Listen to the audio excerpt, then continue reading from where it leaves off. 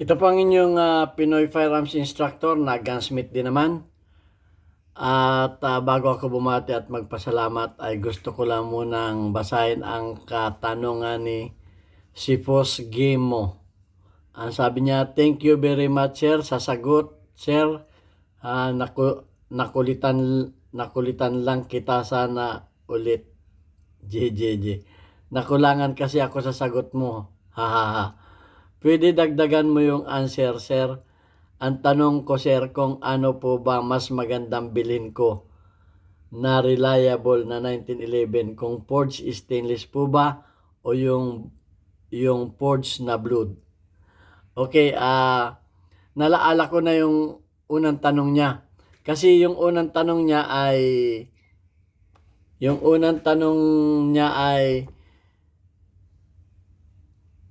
kung ano ang mas maganda na forged stainless steel po ba or yung blood steel, dahil nakabili kasi ako ng stainless steel na Springfield Garrison pero yung frame niya na spring left side, yung half moon malapit sa slide top ay nabungi. Ang alam ko kasi matigas ang forged steel. Okay, so nagawa na natin ito ng videos. Okay, bago natin reaksyonan niya ang mga tanong ni si Posgimo ay gusto ko lang munang pasalamatan at batiin ang ating mga subscribers, lalo tigit ang mga FW sa mampanig kayo ng mundo. Mag-ingat po tayo, ano man ang oras dyan, ay ang taglamig ay palipas na, nagpapalit na sa tag-init dito sa Middle East. Kaya't mag-ingat po tayo, uso na ang sipon at trangkaso. Ingatan po natin ang kalusugan at lalo tigit ingatan po natin sa ating pagtatrabaho na huwag tayong maaksidente.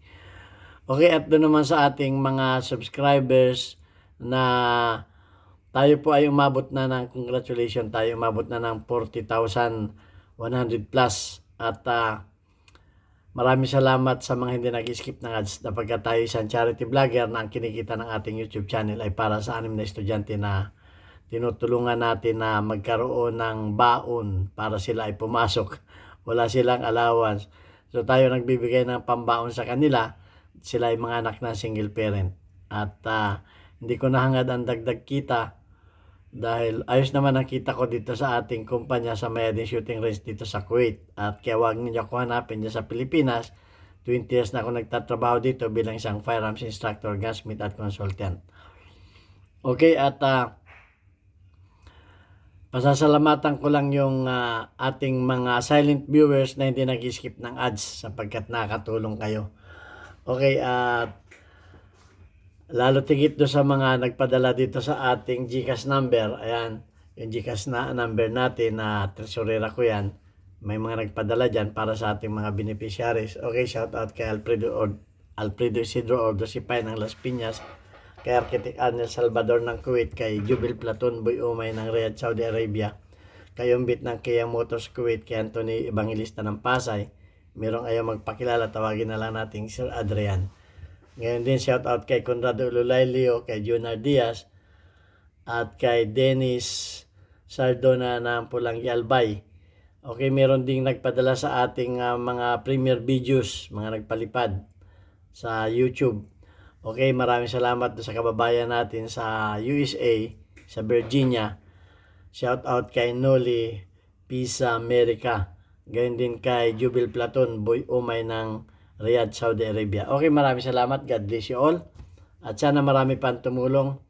At kung tayo ay maraming tumutulong, kahit pa konti-konti lang yan, malaki po ang magagawa niyan para sa ating mga beneficiaries. Okay, sasagutin na natin yung katanungan ni Supis Gimo. Unang-una, ang may karanasan siya na yung nabili niya na sabi niya kung ano maganda kasi yung 1911 forged stainless steel po ba o yung blood steel, dahil nakabili kasi ako ng stainless steel na Springfield Garrison pero yung frame niya sa parting left side slide na yung half moon malapit sa slide stop ay nabungi. Ang alam ko kasi matigas pag sinabing forged steel. Okay, so ngayon, may karanasan ka na nabungi ka mo yung stainless steel mo. kung ako ang tatanungin mo, sasagutin ko muna yan kasi ginawa natin topic yan, yung mga ports na yan eh. Kung natatandaan ninyo doon sa aking topic na yun, sinabi ko na hindi natin alam yung mga materials. Bagaman stainless yan, o bagaman yan ay kung baga forged steel yan, hindi natin alam sa mga manufacturer kung ano talaga ang ginagamit nilang bakal. Okay, kasi maraming klase, nabanggit ko maraming klase ang stainless. Maraming klase din ang tool steel. Maraming klase ang mga bakal. So hindi natin alam talaga do sa mga may mga sikreto sila na hindi natin alam na kung anong klase talaga ng bakal at kung paano nila prinasis yung mga paggagawa. So hindi natin talaga alam. So kumbaga pag sinabing stainless steel ba, lahat ba ng mga baril na may mga stainless steel, ang tanong ko ba ay kagaya nung binanggit mong kasi hindi ako magbabanggit ng mga manufacturer. Kagaya rin ba ng Smith & Wesson yan, yung binanggit mo na yan, kung parehong stainless yan, may mga yung mga nag-produce ng mga baril yan, may kanya-kanyang technique yan. At may kanya-kanya, hindi nila sinasabi yung mga technique nila. So hindi natin talaga alam kung ano ang proseso nila at kung anong klaseng stainless steel ang ginamit nila. Kasi pag sinabi kong masama ang stainless steel, so wala nang bibili ng stainless steel. Kasi may karanasan ka na ganun. So, hindi ko ngayon ma-judge yan. Ang isa pa na factor dyan, yung bambaril mo ay naka-record kung ilang bala na ang naiputok. Kung ilang bala na ang naiputok, konsiderasyon yan. Kasi dito sa aming range, walang matibay na baril. Ki-stainless yan, ito. Magsasabihin na naman ni Joe, sino yung buzzer ko? Si Joe, may buzzer ako na ako ay naglalabas ng mga baril na hindi naman 1911. Ito, kamukha nito, stainless ito. Itong baril na to. Pero kung tatanungin nyo kung ilang naiputok na nito, ito ay mahigit na 30,000 ang naiputok na nito. Pero nasisira siya. Nasisira, stainless ito, pero nasisira, pero mahigit na 30,000 ang naiputok nito sa record namin. Kasi pag ang baril namin ay umabot na ng 20,000 na iputok, boundary na yun. Umihinto na ang pagre-record nun. Ito ay naka 20K na bago nasira, ang tagal pa. Kasi pag naka 20K dito ang baril, kumbaga boundary na yun, wala nang record yun.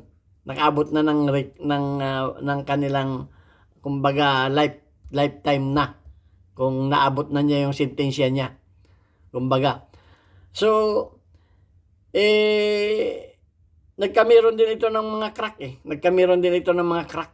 Hindi ko nasasabi sa inyo kung saan ito nagkamiron ng crack at saka pero ang frame niya okay pa rin, maganda pa rin. At pwede pa rin itong magamit kung talagang gagawin pa. Pero dangan nga lang at umabot na ito, kumbaga pinagretiro na namin sa tagal. Stainless ito stainless ito. Sabihin ko na ang brand nito, Smith & Wesson, stainless ito. Pero pinagretiro na namin kasi kumbaga retirable na Ngayon, yung nasabi mong baril na bungi, hindi natin alam ang record nun. Kasi hindi ay hindi nasisira. Dapat yan may record kung anong nasira. At hindi natin alam kung paano mo ginamit. Ginagamit mo ba yan lagi sa pagdadry fire? Paano ka mag-dry fire? Yung mga ganun ba? So, hindi natin alam yung record ng iyong baril.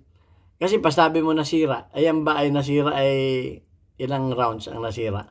O kung yan man ba ay nasira ng paano mo ginamit sa pag-shooting yan? Ginamit mo ba yan sa laging nagda-dry fire ka? So, hindi natin alam. So, ngayon, tinatanong mo ako kung alin ang mas pipiliin ko. Ako, personal ko na tinatanong mo ngayon.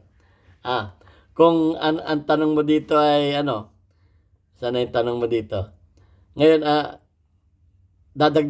pwede ba dagdagan mo yung answer, sir? Ang tanong ko kasi, ano po bang mas magandang bilhin ko na reliable? Kung forged stainless po ba o yung forged na reblo? Okay, so, yan ang tinatanong mo.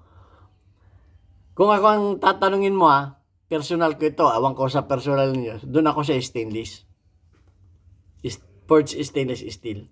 Kasi may magandang karanasan, ibang karanasan mo sa forged stainless steel, ibang karanasan ko sa forged stainless steel. Dito, sa mga baril namin. Meron doon kami mga ibang baril na forged stainless steel. Hindi ko lang nilabas. Kasi ito lang yung mga sira na sa akin.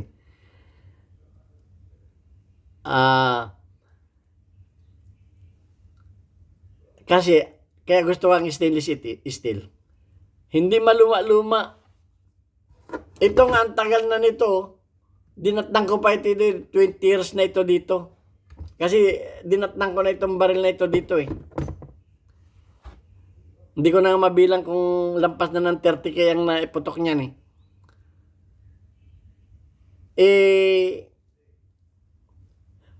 kumbaga nagkanda sira-sira na ngayon loob niya, ibang parts na sira, pero ang ganda pa ng looks. Kumbaga unang-una tinitinan ko sa stainless yung looks. Yung mga reblo, madaling mag-fade. Kumpara sa stainless steel, madaling magasgas. Ang stainless steel, pag nagasgas mo, ibaping mo lang. Maganda na uli.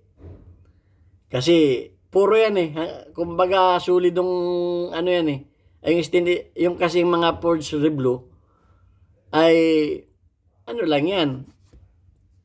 Yung panlabas niyan, pumuputi sa katagalan.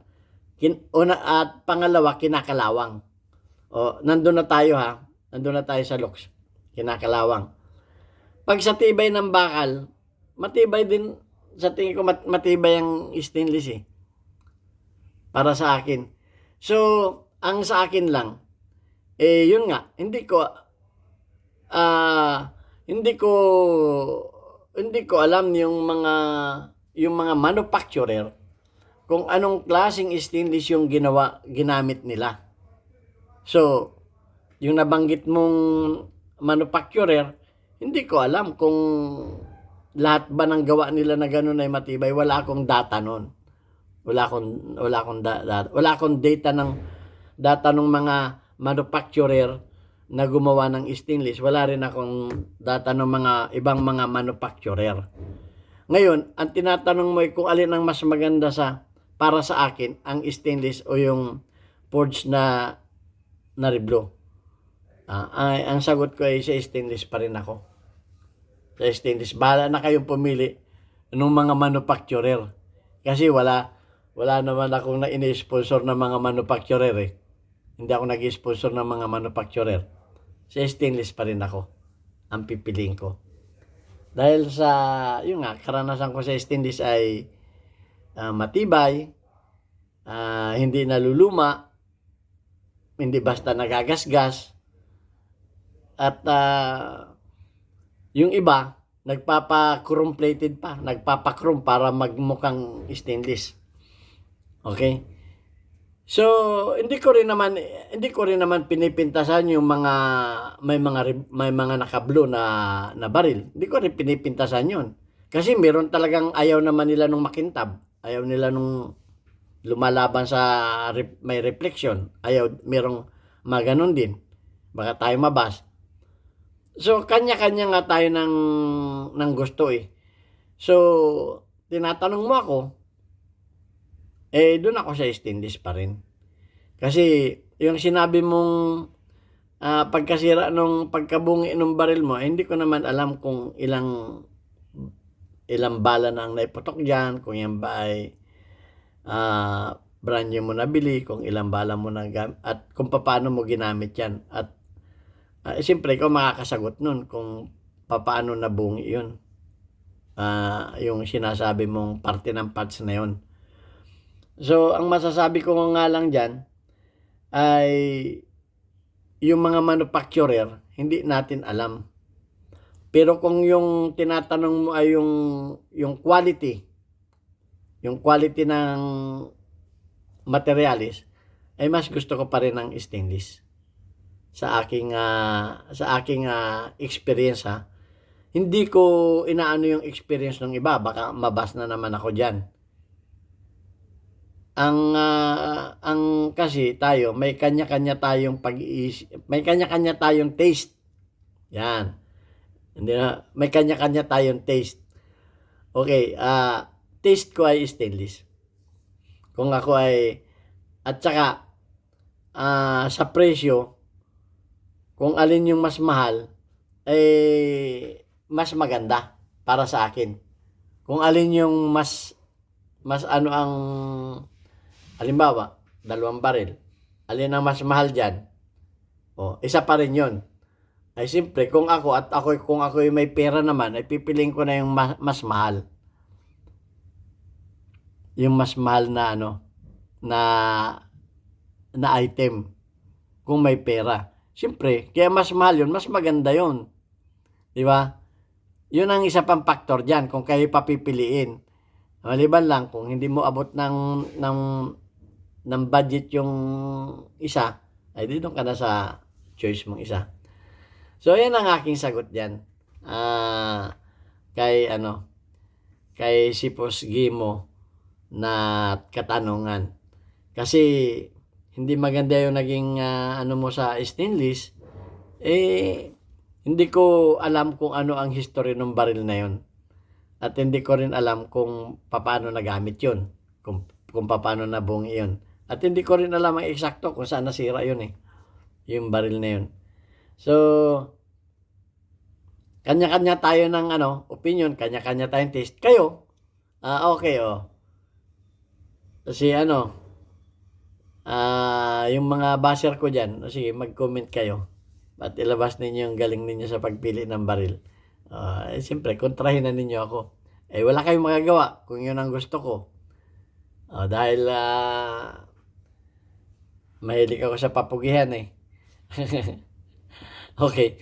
So, yun ang aking kasagutan dyan. At depende rin yan sa manufacturer. Baka yung manufacturer na wala akong masabi. Okay. So, pero ang isang maganda na itong Smith & Wesson, maganda yan. Yung iba hindi ko pinipintasan. Pero kasi yan ang experience namin Experience ko dito. So, ayun, Sipos Gimo, sana kung maliwanagan ka doon sa sagot ko. Basta ang sagot ko dyan, depende rin yan sa manufacturer. Kahit pa parehong stainless yan, yung manufacturer ng isang produkto, parehong stainless, ay hindi mo pwedeng ikumpara doon sa manufacturer ng isang stainless din na parehong 1911. Okay, nasa manufacturer pa rin yan. Ang aking kasagutan yan. Kasi nga, hindi natin alam kung paano ang pag-process nila, kung anong klaseng stainless yung ginamit nila, at yung anong klaseng stainless naman. Kasi binanggit ko rin yun, maraming klase rin ng stainless. Nabanggit ko rin yun doon sa sa unang tanong mo. At kahit yung mga bakal din na forge, maraming klase din yan, ang mga bakal. So, pumili na lamang kayo ng manufacturer o brand na hindi ako pwedeng magbigay ng mga manufacturer. Wala namang sa akin. Hindi naman ako nagpo-promote ng mga manufacturer. Okay, so yan. Ang hindi ko lang pinopromote yung Paltic. Yung mga backyard, yan ang hindi ko talaga pinopromote. Disclaimer sa mga baser ko na na nagagalit pagka pinipintasan ko yung mga Paltic. Hindi ko talaga yan. Galing ako dyan Bakit ko ipopromote yung mga Paltic? Dyan ang ako nang galing. Sa paggagawa ng Paltic, ipopromote ko pa yan. Kahit ngayong gawa ko, hindi ko pinopromote Kasi, kung mahuli, hindi kulong. Okay. Kanya-kanya tayo ng opinion, kanya-kanya tayo ng gusto. Inaano ko, nirerespeto ko yung mga opinion ninyo. At sana magrespetuhan din tayo. Okay, God bless us all. Thank you very much. Hanggang sa muli natin video.